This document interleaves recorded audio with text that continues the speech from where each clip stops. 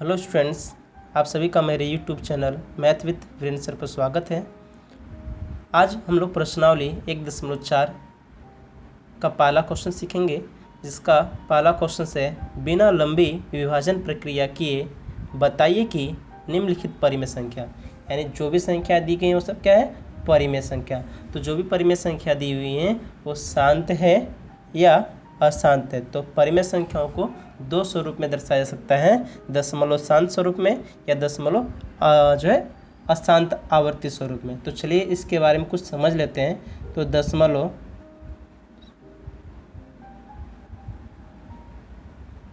स्वरूप, तो दशमलव स्वरूप में हम लोग देखेंगे कि इसके दो पार्ट्स होते हैं, एक होता है शांत और एक होता है अशांत।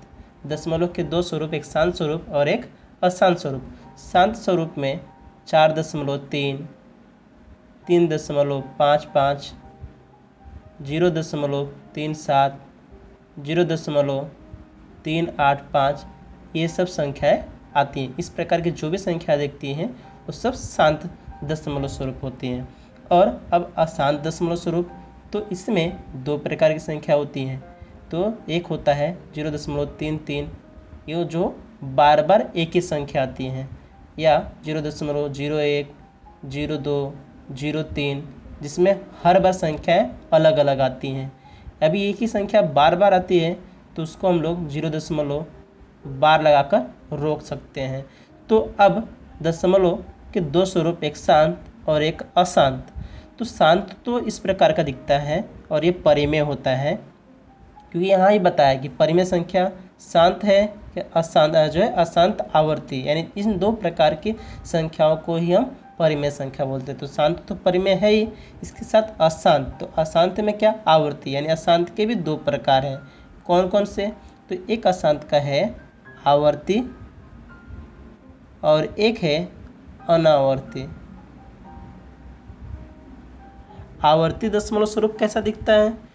तो आवर्ती दशमलव स्वरूप इसी में दिया हुआ है 0.333 डैश या 0.4545 डैश या 0.37 के ऊपर बार। ये सभी संख्याएं दशमलव आवर्ती होती हैं।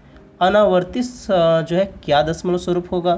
तो अनावर्ती में, इस आवर्ती में एक ही संख्या बार बार रिपीट होती हैं, लेकिन अनावर्ती में क्या होता है, संख्या बार बार रिपीट नहीं होता है। जैसे 0.1, 0.01, 02, 03, इसमें संख्याएं हर बार अलग अलग आ रही हैं, इसलिए अनावर्ती स्वरूप। इसी तरह से और भी एग्जाम्पल लिख सकते हैं, 0, 1, 2, 3, 4, 5 डैश, ये सब अनावर्ती स्वरूप हैं। तो इसमें एक शांत और एक जो है दशमलव शांत स्वरूप, दशमलव अशांत आवर्ती स्वरूप, इन दोनों संख्याओं को अगर हम प्लस करते हैं, यानी ये संख्या और ये संख्याएं, ये दोनों संख्याएं क्या कहलाती हैं? तो परिमेय संख्या कहलाती हैं। और परिमेय संख्या को हम p/q स्वरूप में लिख सकते हैं। परिमेय संख्या को किस में लिख सकते हैं? p/q स्वरूप में। और ये क्या कहलाता है? तो अपरिमेय कहलाता है, इसको p/q स्वरूप में नहीं लिख सकते। तो यहाँ पे जो हमारा पहला क्वेश्चन है कि 13/3125 ये परिमेय संख्या, क्यों? क्योंकि p/q है। और अब ये p/q स्वरूप में जो दिया है वो शांत दशमलव स्वरूप है कि आवर्ती दशमलव स्वरूप है, अशांत आवर्ती दशमलव स्वरूप है, ये बताना है। तो चलिए स्टार्ट करते हैं इस क्वेश्चन को। तो सबसे पहले क्या करना है, आपको 3125 यानी 3125 का गुणनखंड करना है। इसको आपको याद करना होगा, नहीं तो आप अच्छी तरह से इसको प्रैक्टिस करके कर सकते हैं। तो चलते हैं हम लोग यहाँ पे 3125 यानी 3125 का गुणनखंड कर लेते हैं। तो ये 5 से 5 बार कटेगा, तो 5 से कटेगा तो आएगा 625, फिर 5 से कटेगा तो आएगा 125, फिर 5 से कटेगा तो आएगा 25, फिर 5 से कटेगा तो आएगा 5, और ये 5 से कटेगा तो आएगा 1। मेरे द्वारा पढ़ाए गए जितने भी स्टूडेंट्स हैं उन सभी क्लासों में मैं पहले से यानी जो उन सभी को ये पहले से ही आता होगा, क्योंकि मैं ये क्लास नंबर 6 से ही सिखा दिया हूँ। तो इसको आपको अच्छी तरह से याद तो डायरेक्टली आप यहाँ पे लिख सकते हो। तो मैंने यहाँ पे 31-25 का गुणनखंड किया तो 5 का 5 घात आया। तो यहाँ पे अब हम लोग लिखेंगे। तो यहाँ पे एक चीज़ और भी आपको ध्यान रखना है कि इसमें जो p/q स्वरूप में है, p/q स्वरूप में जो संख्या है शांत है कि अशांत अनवर्ती स्वरूप है, अशांत अनवर्ती स्वरूप है, ये बताना है। तो p/q स्वरूप में यही दो स्वरूप दिखेगा, परिमेय संख्या का यही दो स्वरूप दिखेगा। तो इसमें जो q का गुणनखंड है, q का जो गुणनखंड है अगर वो 2 का घात m स्वरूप में आता है, q का गुणनखंड 2 का घात m स्वरूप में आता है, या q का गुणनखंड 5 का घात m स्वरूप में आता है, या q का गुणनखंड 2 का m घात इंटू 5 का n घात इस स्वरूप में आता है। यानी वो सिर्फ ओनली 2 से कटे, q का गुणनखंड यानी q सिर्फ ओनली 2 से कटे तो फिर भी वो जो है शांत कब कहलाएगा, q का गुणनखंड सिर्फ 2 हो तो भी शांत कहलाएगा, q का गुणनखंड सिर्फ 5 हो तो फिर भी शांत कहलाएगा, और q का गुणनखंड 2 और 5 हो तो फिर भी वो क्या कहलाएगा, शांत। यानी आपको यहाँ पे याद करने के लिए मैं यहाँ लिख दे रहा हूँ, 2 का m घात स्वरूप में हो, या 5 का n घात स्वरूप में हो, या 2 का m इंटू 5 का m घात स्वरूप में हो, इन तीनों स्वरूप में होगा तो वो शांत होगा। और इनके अलावा q का गुणनखंड इनके अलावा और कोई होगा, जैसे 3 हो गया, 7 हो गया, 11 हो गया, तो वो अशांत कहलाएगा, अशांत आवर्ती, लेकिन वो परिमेय होगा। क्यों परिमेय होगा, क्योंकि वो p/q स्वरूप में है। तो स्टार्ट करते हैं इस सवाल को। तो यहाँ पे 13/31-25 में 31-25 का गुणनखंड 5 गुणे 5 गुणे 5 गुणे 5 गुणे 5 है, जो 5 का 5 घात है, यानी 31-25 5 का 5 घात है। तो ये किस स्वरूप में है, तो 2 का n घात यानी स्वरूप में है। तो यहाँ लिखेंगे q का गुणनखंड, q यानी 31-25, तो q का गुणनखंड किस स्वरूप में है, तो 5 का n घात स्वरूप में है। इसलिए 13/31-25 यह क्या है, तो शांत दशमलव स्वरूप है।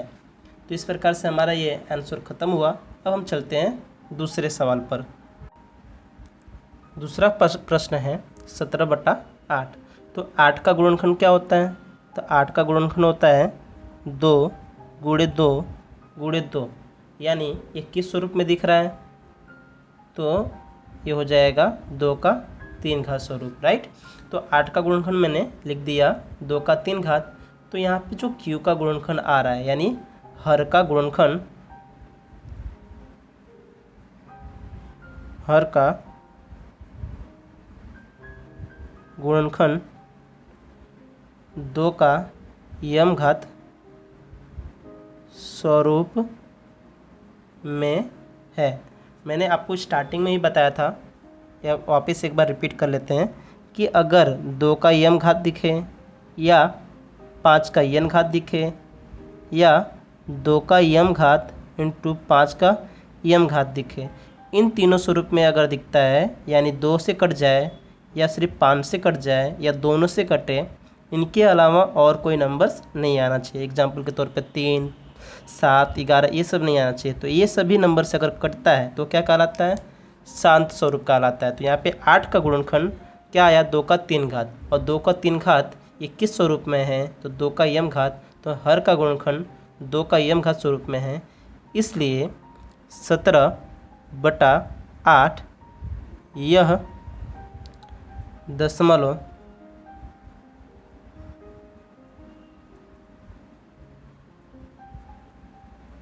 शांत स्वरूप है।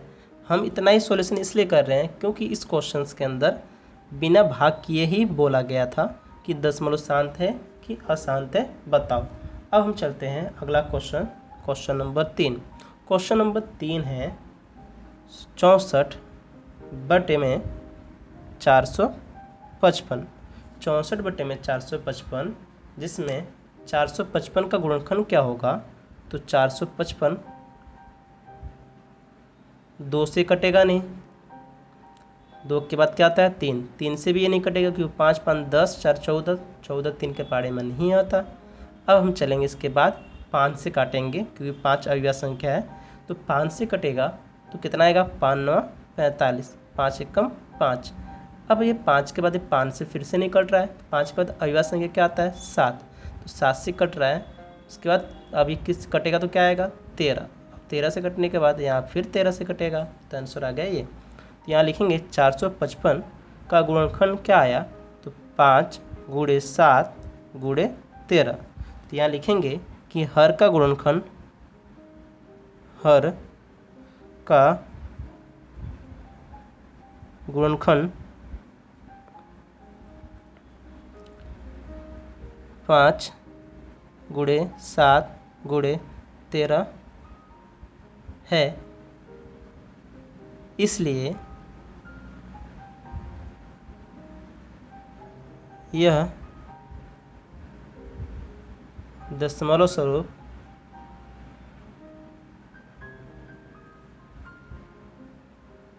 अशांत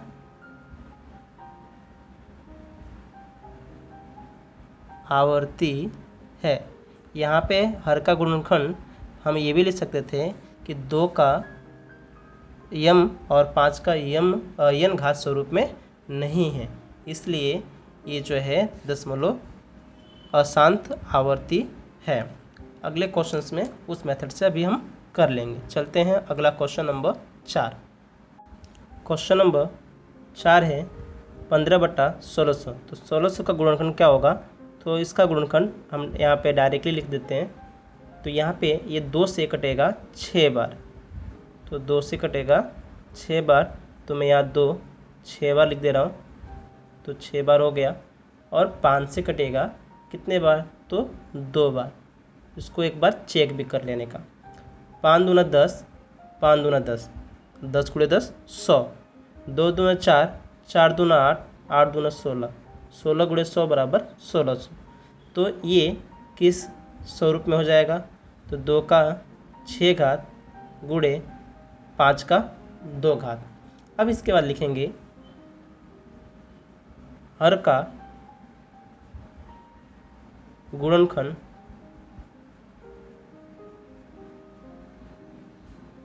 दो का यम घात गुणे 5 का यन घात स्वरूप में है, इसलिए 15 बटा 1600 यह दशमलव स्वरूप शांत है। सभी क्वेश्चनों को आपको इसी तरह से लिखना है। अब हम चलते हैं क्वेश्चन नंबर 5 पे। क्वेश्चन नंबर 5 है 29 बटा 343। 29 बटा 343, तो इसमें 343 यह 7 से कटता है 3 बार, तो 7 का कितना घात हो जाएगा? ये 7 का हो जाएगा 3 घात। तो यहाँ लिखेंगे हर का गुणनखंड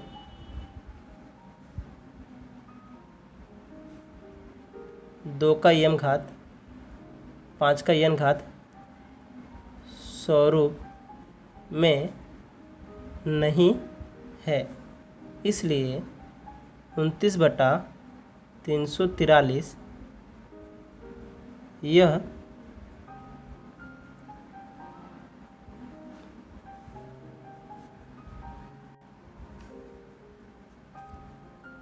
का दशमलव स्वरूप क्या होगा? तो अशांत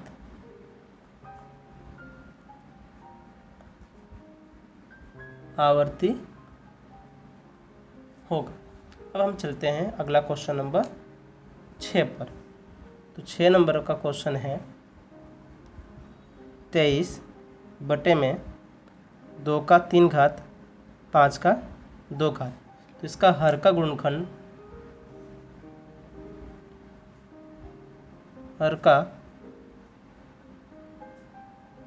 गुणनखंड 2 का m घात 5 का n घात स्वरूप में है। इसलिए 23/2 का 3 घात 5 का 2 घात का दशमलव स्वरूप क्या होगा? तो शांत होगा। क्वेश्चन नंबर 7 129/2 का 2 घात 5 का 7 घात और 7 का 5 घात। तो ये इसका हर का गुणनखंड आपको दिख रहा होगा कि 2 5 के अलावा क्या है 7। तो इसलिए डायरेक्टली मैं यहाँ लिख दे रहा हूँ। इसलिए 129/2 का 2 घात 5 का 7 घात 7 का 5 घात का दशमलव स्वरूप अशांत आवर्ती होगा। अब हम चलते हैं अगला क्वेश्चन नंबर 8। तो क्वेश्चन नंबर 8 है 6/15। तो 6/15 ये हल होगा क्योंकि 6 का गुणनखंड होता है 2 × 6 और 15 का होगा 3 × 5 = 15। आपको एक चीज़ ध्यान और रखना है कि इन दोनों में सामान्य अगर गुणनखंड दिखता है तो उसका गुणनखंड करके रिड्यूस करते हैं, यानी संक्षिप्त करते हैं। तो अभी तक जितने भी क्वेश्चन थे उन सभी क्वेश्चनों में ऐसा पॉसिबल नहीं था, इसलिए यहाँ पे नहीं किया गया। अब हम यहाँ पे कर रहे हैं। एक क्वेश्चन नंबर 4 भी, उसको भी हम संक्षिप्त स्वरूप में कर सकते थे, राइट। तो अब यहाँ पे हम लोग नहीं किए, बट यहाँ पे भी हम लोग को करना पड़ेगा। नहीं करेंगे तो ये रॉन्ग हो जाएगा। तो यहाँ पे कंप्लीट कर रहे हैं क्वेश्चन नंबर 8 में। तो ये 3 और 3 कट गया, बचा क्या 2/5। अब यहाँ पे देख रहे हैं कि हर का गुणनखंड क्या आ रहा है? तो m घात स्वरूप में आ रहा है। तो हर का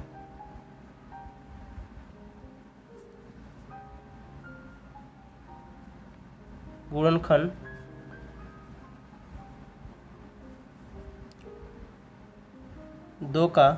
5 का n घात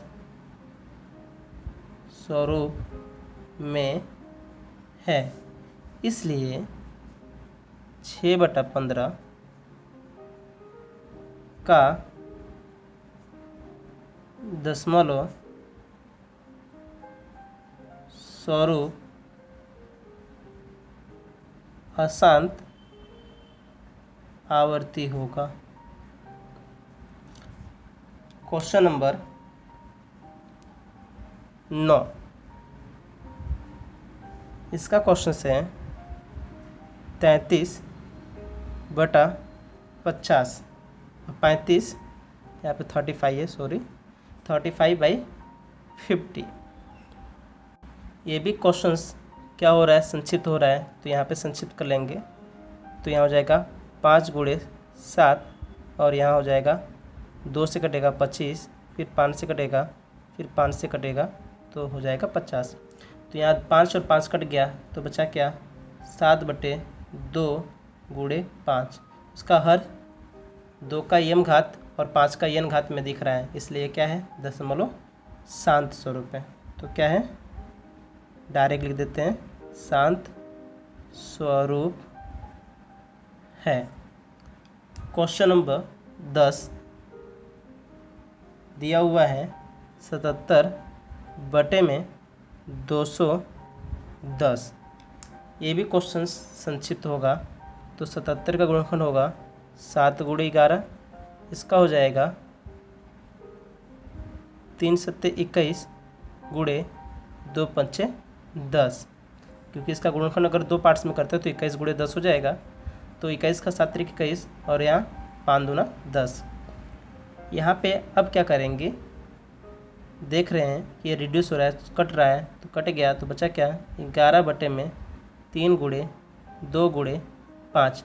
यहाँ पे भी हर का गुणनखंड किस स्वरूप में नहीं है, तो 2 का यम घात 5 का यन घात स्वरूप में नहीं है। इसलिए 77 बटा 210 यह अशांत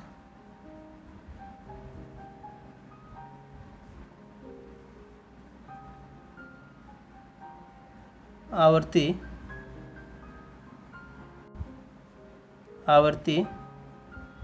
होगा। हमारा आंसर यहाँ पे फिनिश हुआ। अब हम चलेंगे अगले क्वेश्चन पॉइंट नंबर 2 पर।